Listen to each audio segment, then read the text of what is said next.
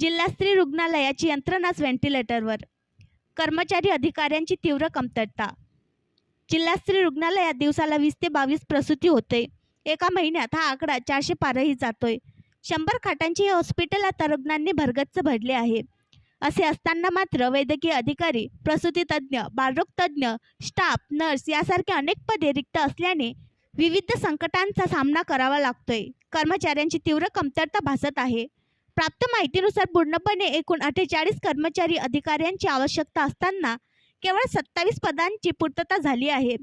हॉस्पिटलमधील अधिकारी कर्मचारी सांगतात, रुग्णांची संख्या जास्त, पण आमच्याकडे पुरेसा स्टाफ नाहीये. त्यामुळे रुग्णांची सेवा करत असताना प्रचंड ताण निर्माण होतो.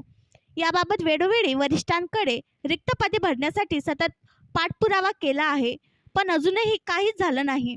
अर्थात जिल्हा स्त्री रुग्णालयाची यंत्रणा व्हेंटिलेटरवर असल्याचेच म्हणावे लागेल. शहरातील धारनाका रोडवरील जिल्हा स्त्री रुग्णालय महिला रुग्णांसाठी सोयीचे ठरावे या हेतूने 2 वर्षांपूर्वी साकारले गेले. प्रशस्त इमारत, अत्याधुनिक सोयीसुविधांनी उपयुक्त ठरलेले आहे.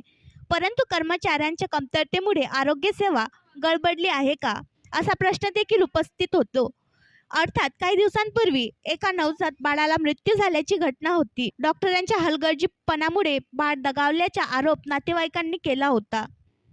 जिल्हा स्त्री रुग्णालयात वर्तमान स्थितीत 5 प्रसूती तज्ज्ञ कंत्राट पद्धतीवर कार्यरत आहेत. त्यापैकी 2 रजेवर आहेत. शिवाय सक्षम कंपनीद्वारे कंत्राटी नियुक्त 16 स्टाफ नर्स कार्यरत आहेत. यासह 6 व्यवस्थापन इन्चार्ज हेच परमनंट स्वरूपाचे आहेत.